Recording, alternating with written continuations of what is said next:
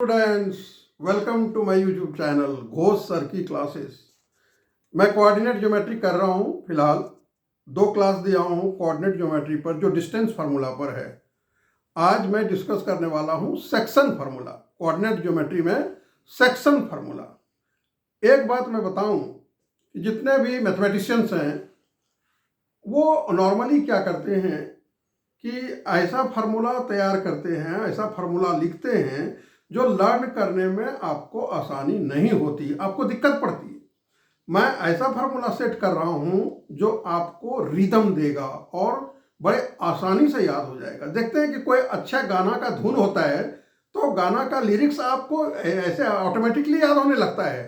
तो धुन जरूरी है गाने में, इसलिए म्यूजिक जरूरी है। उसी तरह हर चीज में एक म्यूजिक होता है, एक रिदम होता है। मैथमेटिक्स में कैसे रिदम होता है, मैं इसकी चर्चा कर रहा हूं। तो कोऑर्डिनेट ज्योमेट्री में सेक्शन फार्मूला, सेक्शन फार्मूला। अब देखिए सेक्शन फार्मूला में क्या है। कोई लाइन सेगमेंट है, मैं सेगमेंट इसलिए बोल रहा हूं कि लाइन का एक पार्ट है सेगमेंट।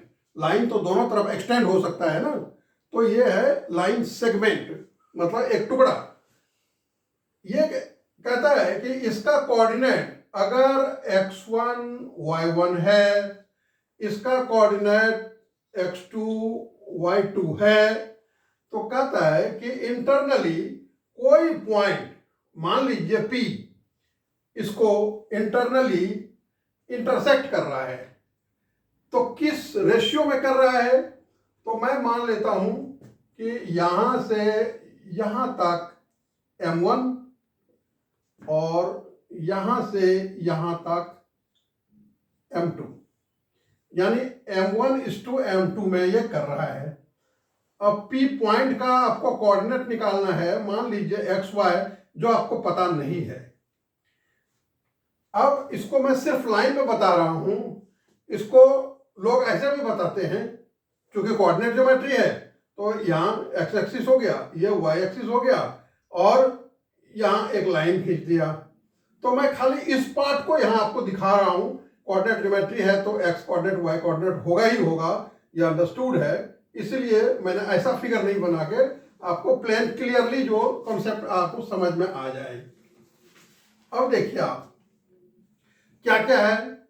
ए का कोऑर्डिनेट मालूम है, बी का कोऑर्डिनेट मालूम है।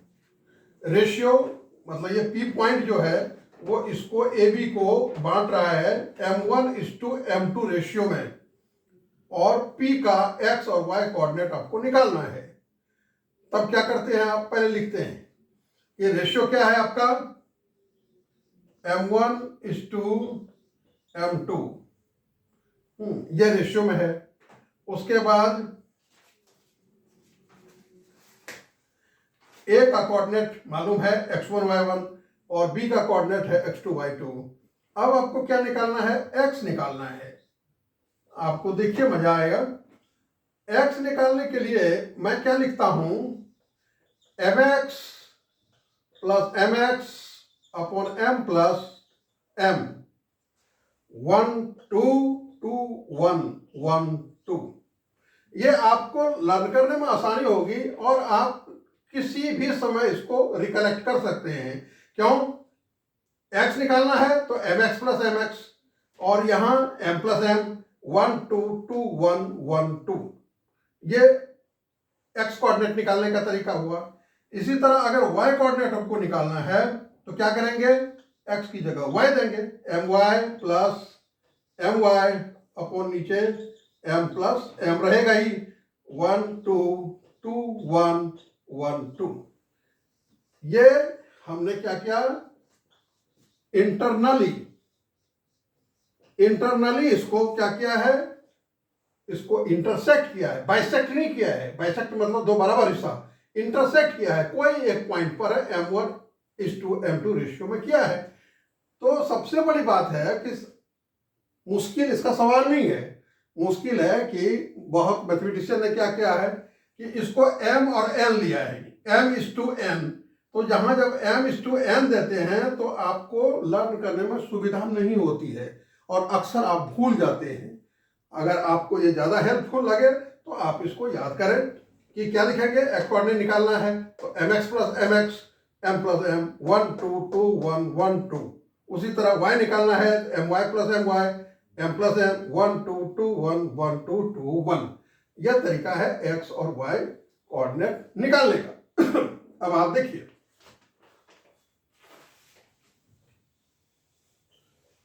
आपको बहुत अच्छा लगेगा, आप ध्यान दीजिए, बहुत अच्छी चीज है ये याद रखने का टेक्निक। अब मान लीजिए कि एक सवाल है पहला इसी पर based, find the coordinates of the point which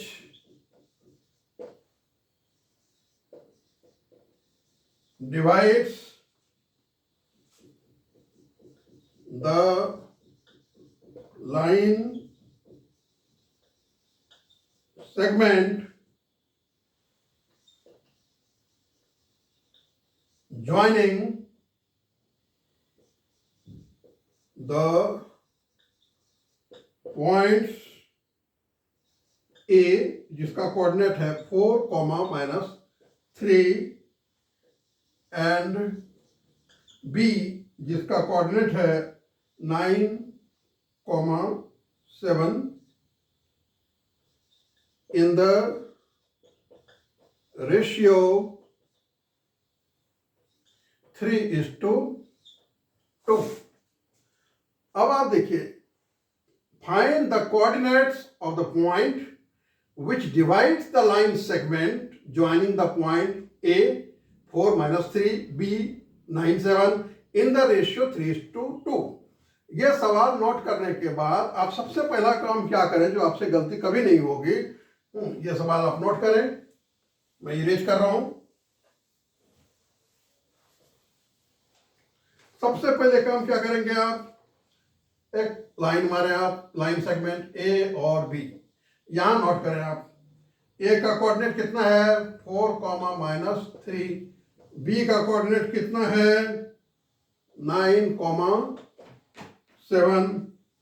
किस रेशियो में ये जा रहा है ये पी एक पॉइंट है जिसका कोऑर्डिनेट आपको निकालना है। ये कह रहा है 3:2 में, यानी कि ये 3 है और ये 2 है दूसरा वाला। तो आप क्या करें, आप लिखिए m1 = 3 एंड m2 = 2। उसके बाद a का कोऑर्डिनेट जिसको बोलते हैं x1 = 4 और y1 = -3।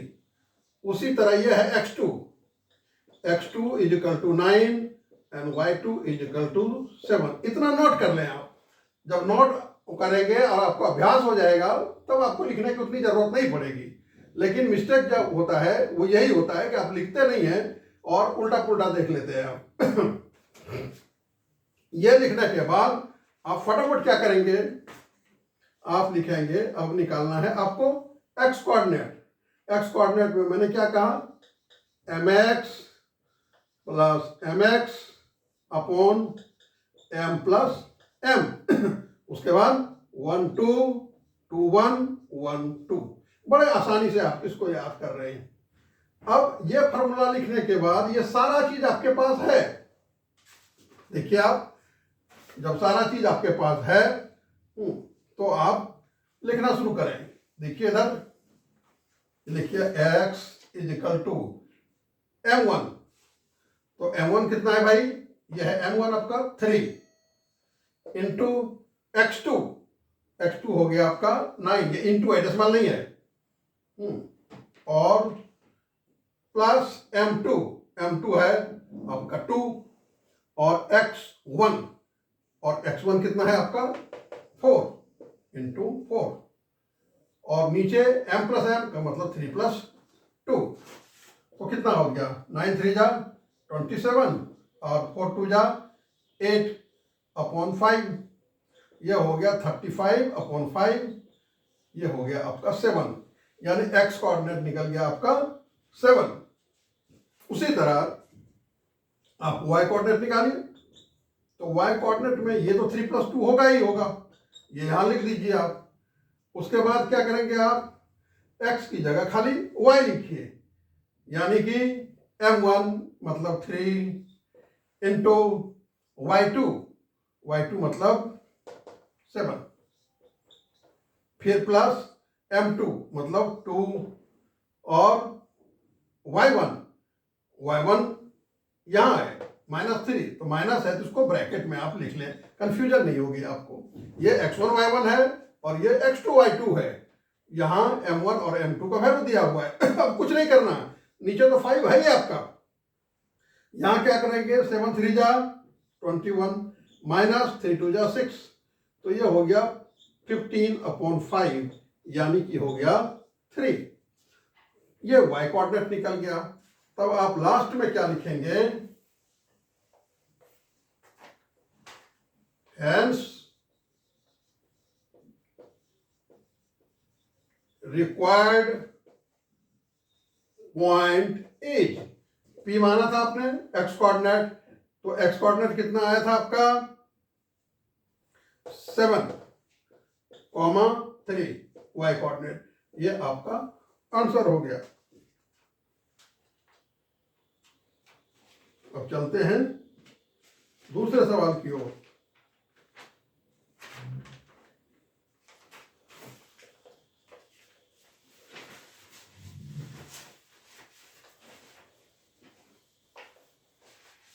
फार्मूला आसानी से याद हो जाए बिना टेंशन का, तो सवाल बनाने में आपको आसानी पड़ेगी। अब देखिए दूसरा सवाल, number 2, find the coordinates of the point of try section. Try मतलब 3, सेक्शन होता टुकड़ा, 3 बराबर टुकड़ा, जैसे बाय सेक्शन होता है मतलब 2 बराबर टुकड़ा, उसी तरह ट्राई सेक्शन मतलब 3 बराबर टुकड़ा। Try section of the line segment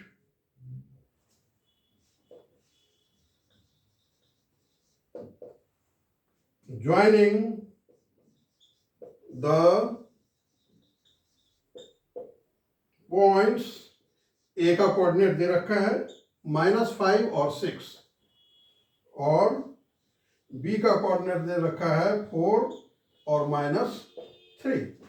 फिर देखिए सवाल आप, find the coordinates of the point of trisection of the line segment joining the points A और बी। अब पॉइंट निकालना है, आप देखिए कैसे निकालेंगे आप, ये सवाल नोट करें। इस सवाल का जो लैंग्वेज है उसको मैथमेटिकल डायग्राम में कन्वर्ट कर दीजिए। कैसे करेंगे आप कन्वर्ट, ये एक लाइन रहा जो बोल रहा है, ये ए और बी लाइन सेगमेंट है। ए का कोऑर्डिनेट इसने दे रखा है कितना, -5 और 6। बी का कोऑर्डिनेट दे रखा है इसने कितना, 4 और -3। ट्राई सेक्शन मतलब यहां एक P है और यहां एक Q है, यानी कि ये पार्ट ये पार्ट ये पार्ट, ये तीनों पार्ट बराबर है, ठीक है। तो ना इसका कोऑर्डिनेट पता है तो मान लीजिए XY, और इसका नहीं है तो इसको कैपिटल XY मान लीजिए, आसानी रहेगी आपको। अब इसका भी कोऑर्डिनेट निकालना है और इसका भी कोऑर्डिनेट।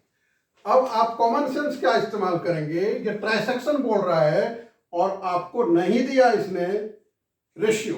अब रेशियो आप कैसे निकालेंगे, जब तीनों बराबर है भाई साहब और इसका निकाल रहे हैं, तो ये हो गया 1 और यहां से यहां तक हो गया 2, 1 1 3 ट्राइसेक्शन है, तो यहां से तो लिखे यहां फॉर पॉइंट P जिसका कोऑर्डिनेट है XY, क्या हुआ, m1 is equal to 1 and m2 is equal to 2। समझ रहे हैं ना आप कि ये तीन भागों में बटा है, इक्वल पार्ट्स में है, इसलिए ये निकाल रहा हूं तो ये 1 हो गया, तो यहां से यहां तक 2 हो गया। ठीक है, उसके बाद x1 is equal to -5 and y1 is equal to 6। उसके बाद x2 इज इक्वल टू 4 और y2 इज इक्वल टू -3। ये आपने नोट कर लिया। जब ये आपने नोट कर लिया तो उसके बाद आप क्या करते हैं, x निकालना है आपको। आप लिखिए फटाफट, x is equal to mx plus mx upon m plus m। कोई टेंशन नहीं, 1 2 2 1 1 2, कोई दिमाग पर जोर नहीं डालना है आपको, एकदम रिदम है इसमें कि x निकालना है तो mx नीचे m प्लस m, 1 2 2 1 1 2 लिख दिया हमने। अब ये सारे डेटा आपको मालूम है, लिख लिया आपने, गलती होने की कोई संभावना नहीं। अब m1 देखिए आप 1 है, x2 ढूंढिए, यहाँ 4 है, फिर m2 ढूंढिए, यहाँ 2 है, इंटू x1 ढूंढिए आप, -5 है तो माइनस है, तो आप इसको ब्रैकेट में लिखिए। और नीचे क्या करेंगे आप, m1 1 m2 2, ये हो गया काम आपका, हो गया। अब इसको सिंप्लीफाई कर दीजिए। देखिए मैं सिंप्लीफाई कर रहा हूं इसको, तो कितना हो गया, 4 और प्लस माइनस माइनस, 5 2 जा 10 और अपॉन 3, तो ये कितना हो गया, -6 अपॉन 3 यानी -2। एक्स कोऑर्डिनेट निकल गया आपका -2। उसी तरह वाई कोऑर्डिनेट निकाल लीजिए आप, तो क्या करेंगे, my plus my upon m plus m, 1 2 2 1 1 2, एकदम आसान। अब क्या करेंगे, ये फिर डाटा आपके पास है, डाटा का वैल्यू डालिए। जब डाटा का वैल्यू आप डालेंगे तो क्या होगा, फिर m1 1 है और y2 -3 है, तो इसको ब्रैकेट में लिख लीजिए, कंफ्यूजन नहीं होगी आपको। फिर m2 2 है और y1 6 है, और नीचे तो 1 प्लस 2 है ही। अब क्या करेंगे, -3 प्लस 6 2 जा 12 अपॉन 3, तो ऊपर में कितना बचा, 9 अपॉन 3 यानी कि 3। तो y कोऑर्डिनेट कितना निकला आपका, 3। तो a जो x था वो निकल गया और y निकल गया। इस तरह x और y कोऑर्डिनेट निकल गया। अब देखिए आप,